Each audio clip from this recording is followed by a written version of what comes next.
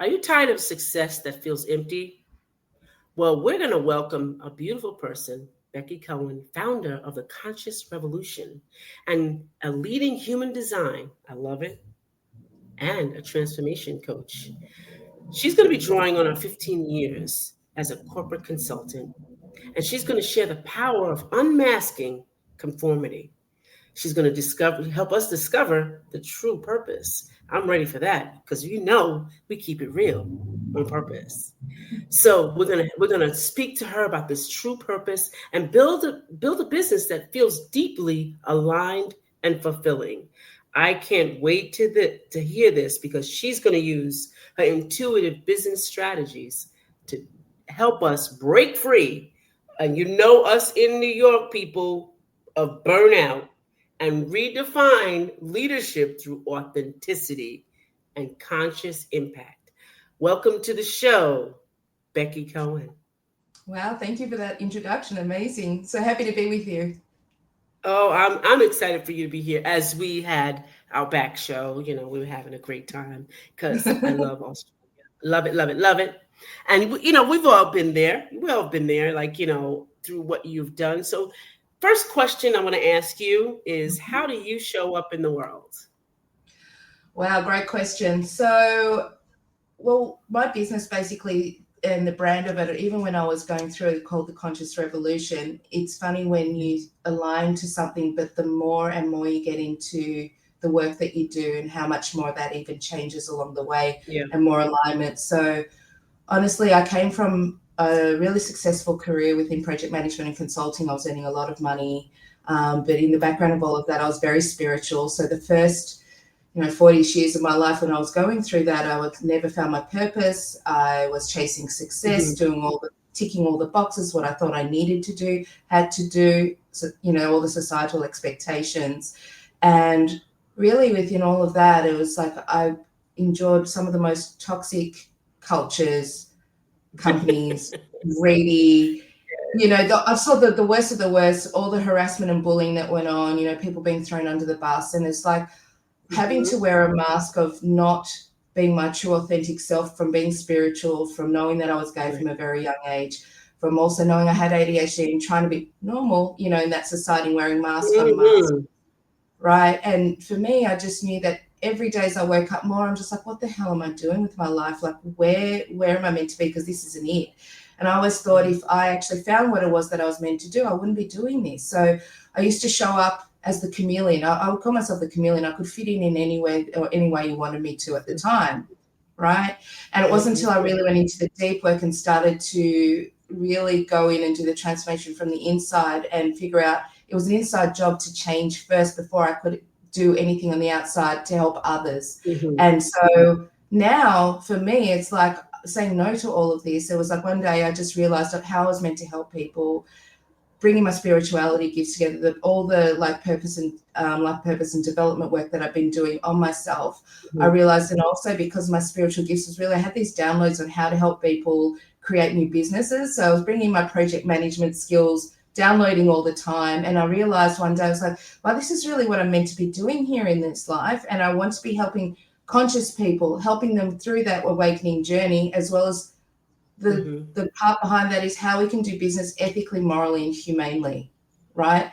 I don't need to be here. So that's how the Conscious Revolution started. I wanted to start a revolution to how we can actually consciously step in and authentically be ourselves, unapologetically, and help people. So the brand's huge for me. I love it. I love all that you're doing. Again, you were spiritual and you had to find out a lot of things, right?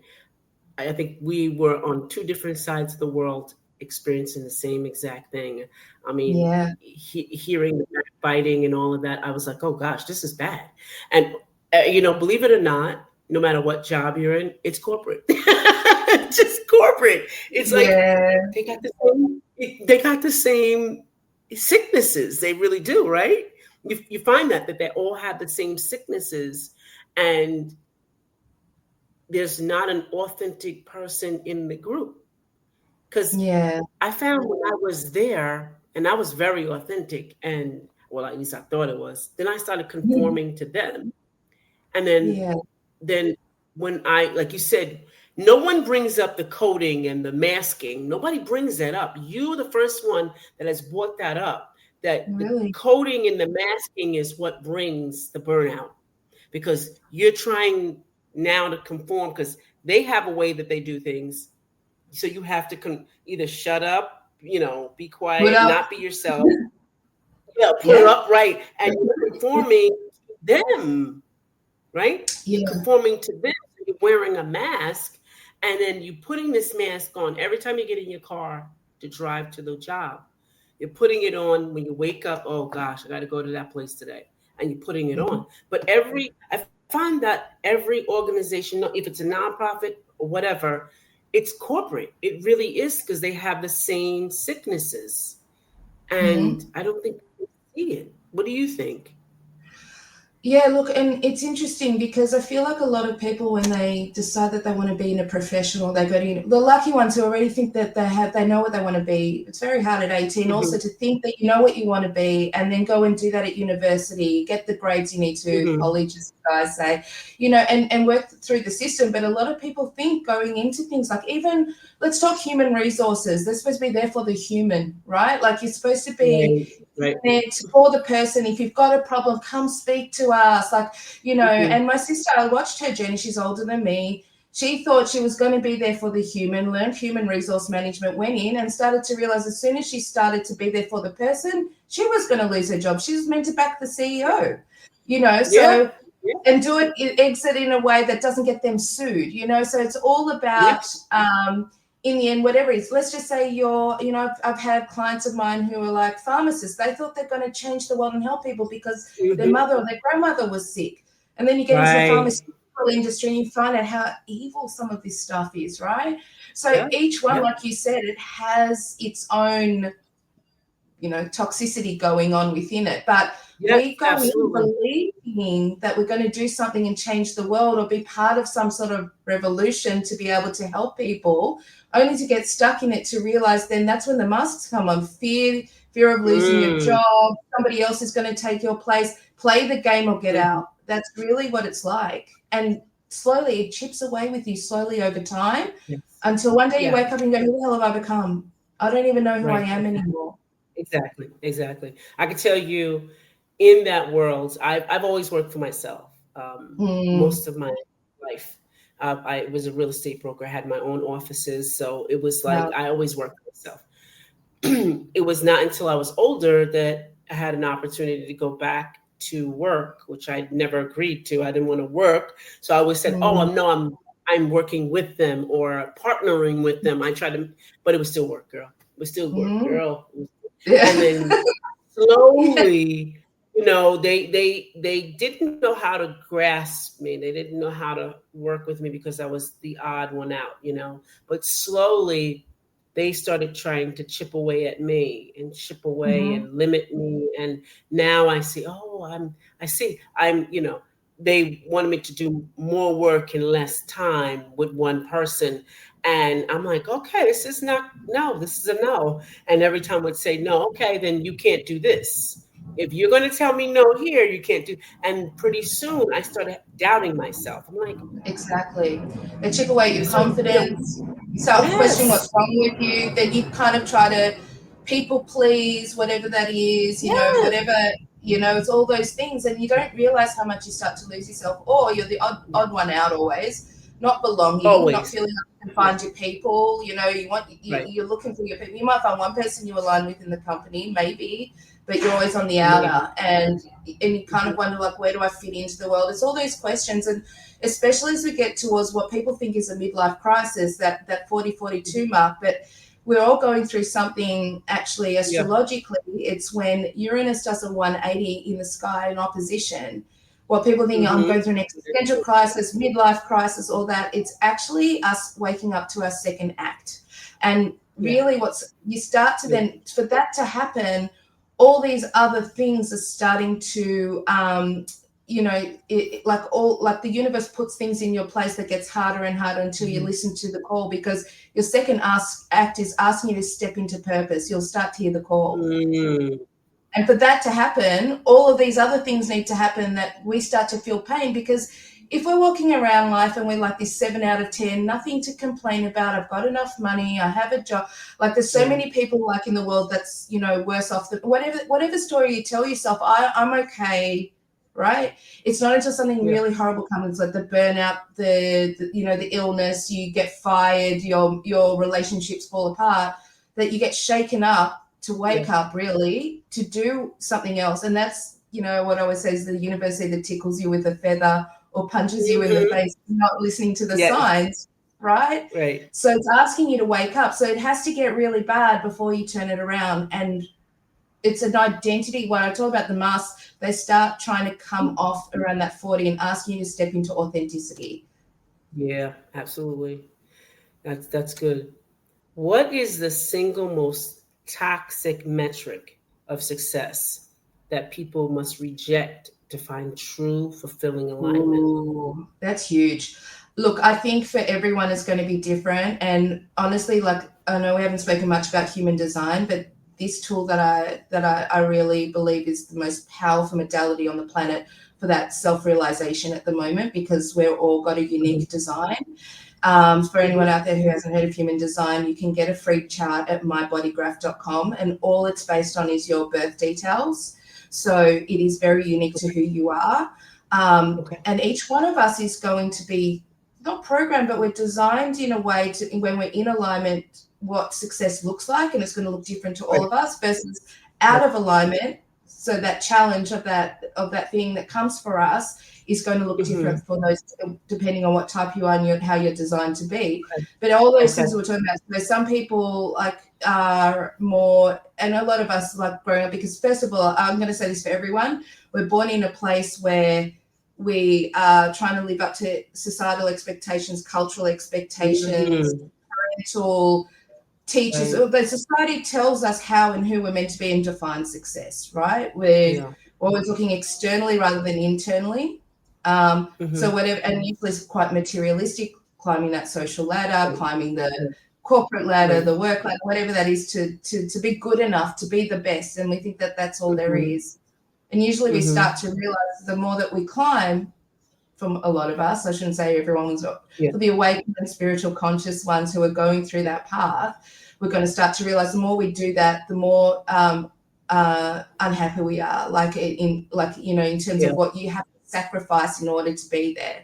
So it's going to be that realizing, well, is this all there is? That's what it's going to feel like. What else is there? And it's about then finding what internal success means to you, whether that's helping 5 or 10 people within an area to transform their lives, or whether you're for a cause because, for instance, you've been through something horrific, or your family have, and you can help those people through a cause, and detangling many times monetizing versus that. That doesn't mean that money is evil, money is bad. You can have both. It's just that reward of success is when you can actually feel fulfilled in your purpose and helping other people, rather than it being just a dollar value and losing yourself. Well, that makes sense. That totally makes sense.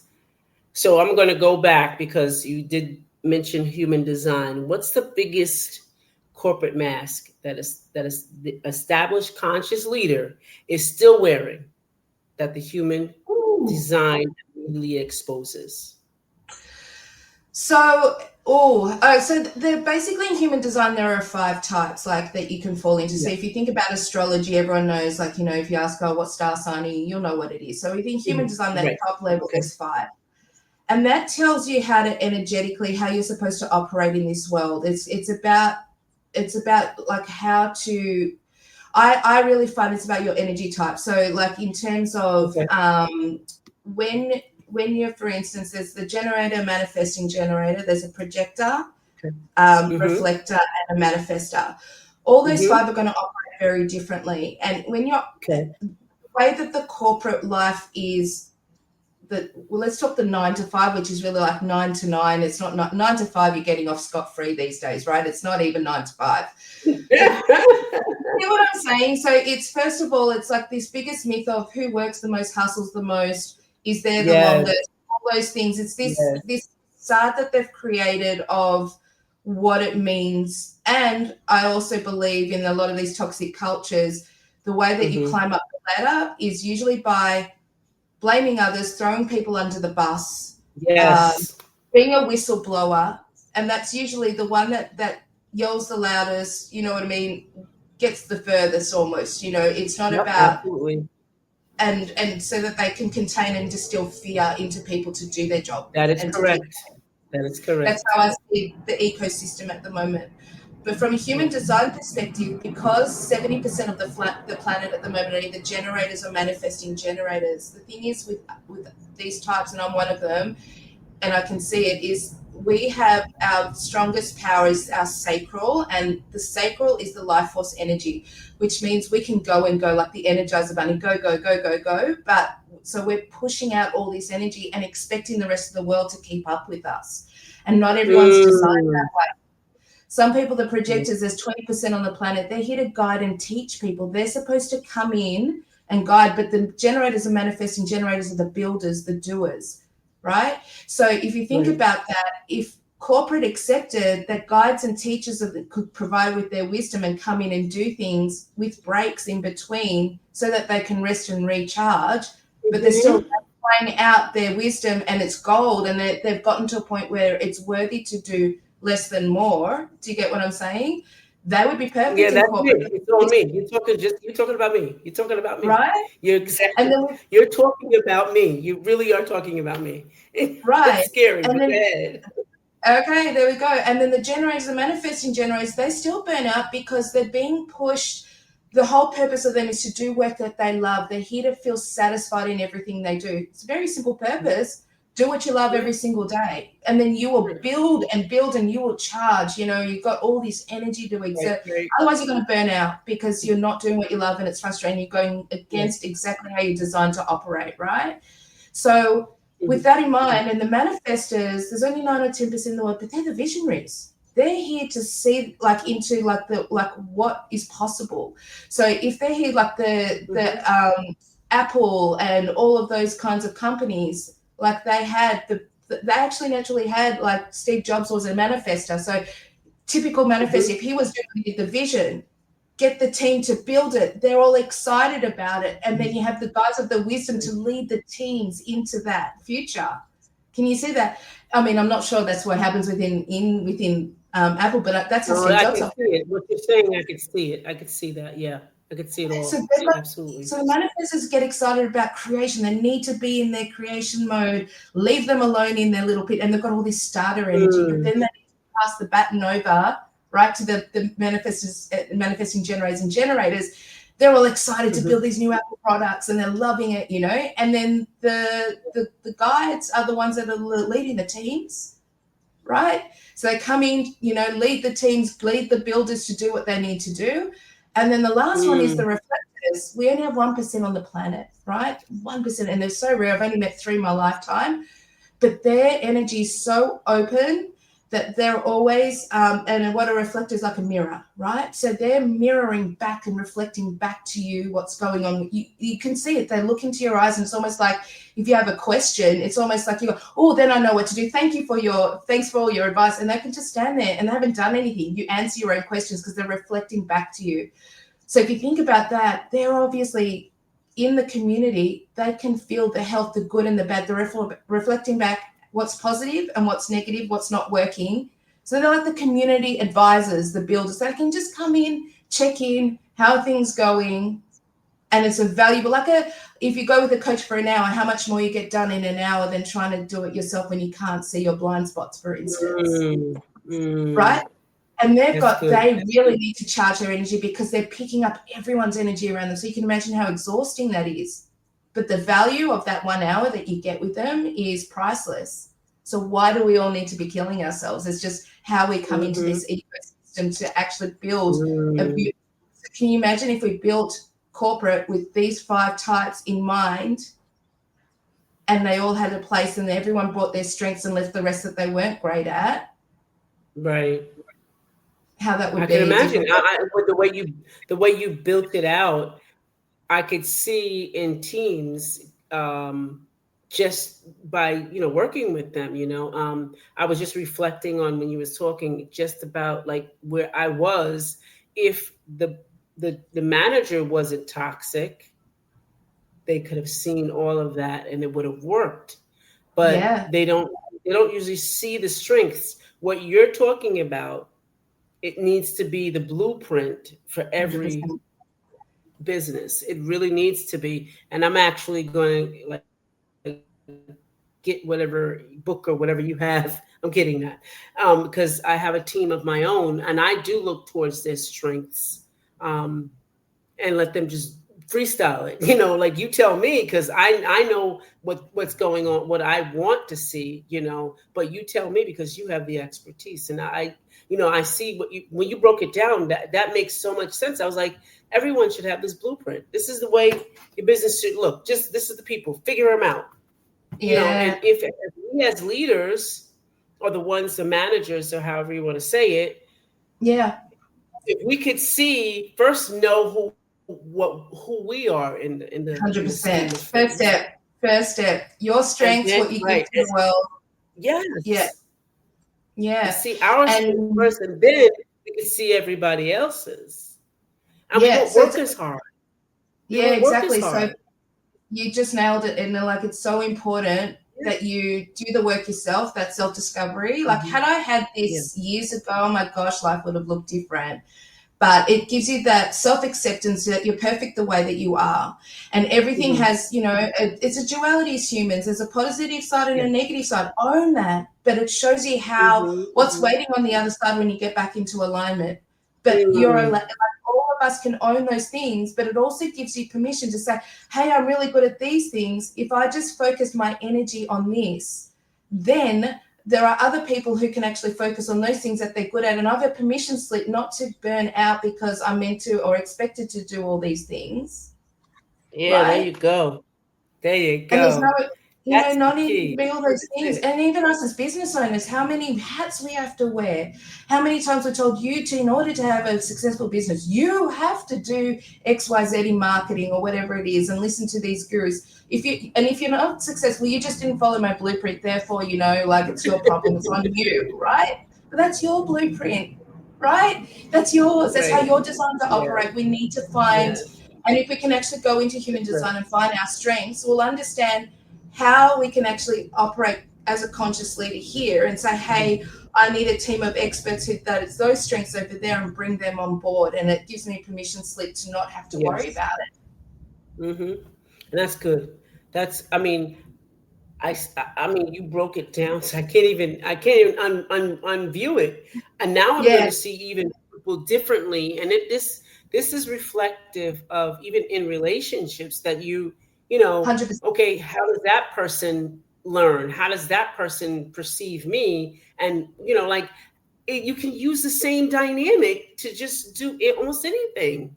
And it 100%. would make more sense. It would just Yeah. make more Yeah, sense. look, so Oh I God. actually do what I call compatibility readings. So whether it be with a relationship, a love relationship, if you're struggling with one of your children, if you're thinking about Wow. getting somebody into your business, and I put the charts combined together. So actually, you find out also within when you combine the charts, it's actually how your purpose of coming together and your strengths together as a partnership, and where also you might break down and have like the communication issues or those things. Wow. So when you can understand yourself and then the other, there's a way then to also bridge into how you can actually overcome. Like, I've had clients that have come to me for coaching that were struggling in their marriage, and I brought in their spouse's chart and actually overlaid the two together and kind of spoke differently. And then they knew exactly how to go back, even though they weren't into the same things that the other half, how to then communicate and say, so from my session, this is what I learned about me, and you, this is where we're actually butting heads.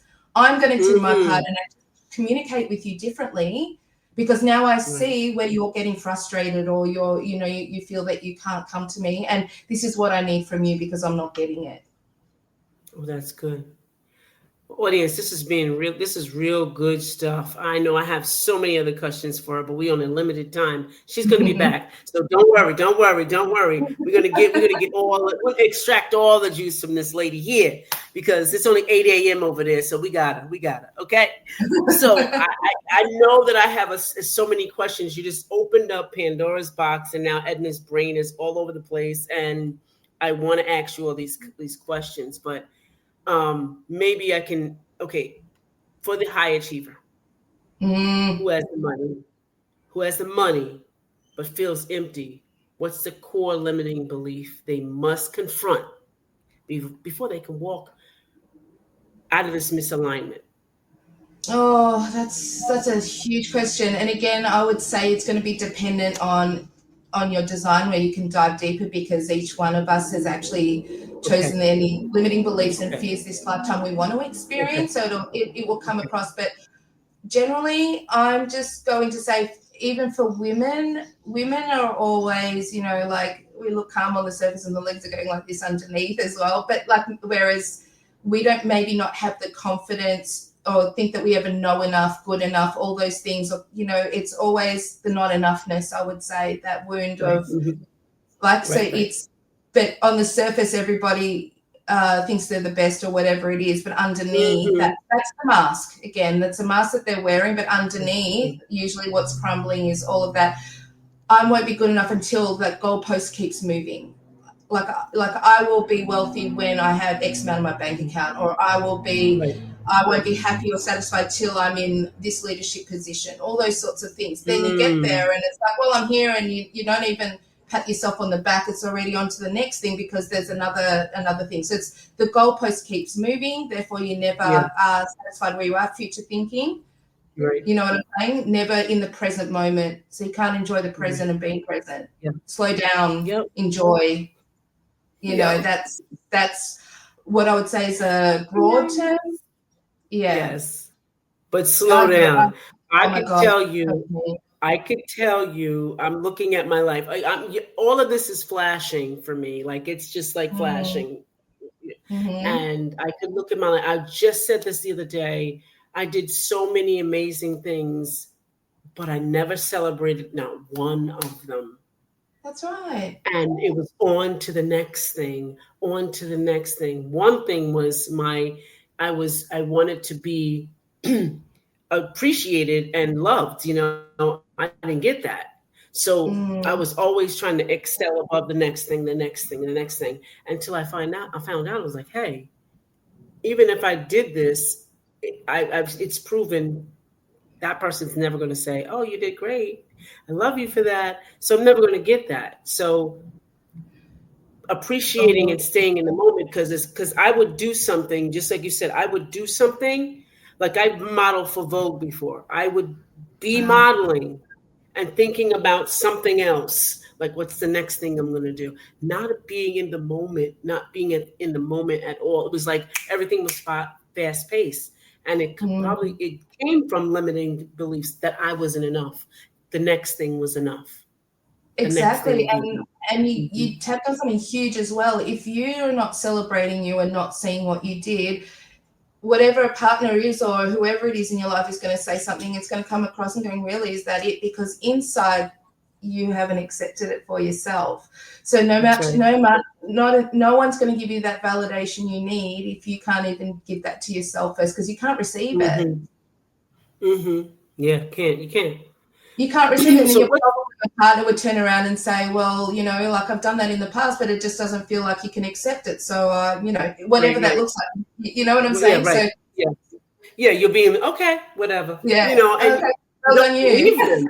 You don't believe them. You're like, okay, well, Yeah, okay. You exactly. don't believe them, and you'll never have a deep relationship if you don't fix that, tricky 100% relationship. inside. And yeah, honestly, like, if you guys can get a hold of your human design chart, I know there's a lot of information, but I've given Mm, Edna a download where once you know your type, you can really get deeper into the first parts of your type. And also, there's a link there. I'm happy to give your audience a 30-minute free session with me to dive a bit okay, deeper into their human design as well. So okay. that's where All it right. starts. Yeah, Okay. yeah, So definitely. just know, audience, it will be in the comments section of the audio and the video. So if Mhm. you don't watch until the end, oh well, you won't get it. Love it. Okay, just so you know. So this was truly awakening for me. Thank you, Becky. Really, thank you. Thank you For for our having me. listeners who are ready to stop forcing success and start building a life and a business rooted in true purpose and unique gifts, she's the one. Becky, She's the Thank you one. so much. All right. Again, say the link where we can get those things. I want you to say it and tell us where we can get it. Okay, so the link is on my landing page, but if you go to my website, you can go to www.theconsciousrevolution.com.au. You will have it in the links. You will find in there all my freebies as well, especially, but I'll give Edna a special link for you guys that will be in the notes. Okay. So you can also grab a free 30-minute session with me as well. Sounds good to me. I like it a lot.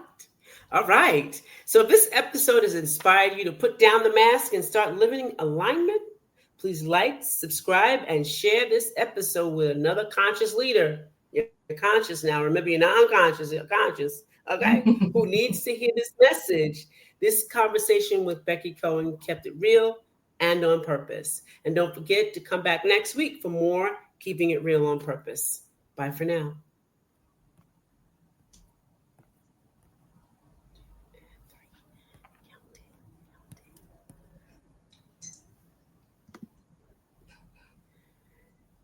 If you're a podcast host, listen up, this one's for you. My name is Allie Jackson. I'm the host of Finding Mr. Height, a dating and relationship podcast that I've been doing for 4 years now, sharing my positive and practical approach to dating that's built on my own life experience. And I wanted to share another experience that I've had, my secret behind monetizing my show. It's called Red Circle, and I was just telling my colleague about how much I love their platform. With Red Circle, not only am I getting a seamless hosting experience, but I also love the support I receive in ad sales. It's not just typical ad sales either. It's targeted opportunities based on my show and my life. And the platform is super simple. You just set your preferences and Red Circle matches you with sponsors that align with your show. You can vet every opportunity and their platform gives you great analytics. More recently too, my Red Circle team has brought me opportunities outside of my podcast on social media to really augment the podcast partnerships, bring them full circle. I just can't recommend them enough. If you want to give it a try, go to redcircle.com to get your free trial. That's redcircle.com for a free trial.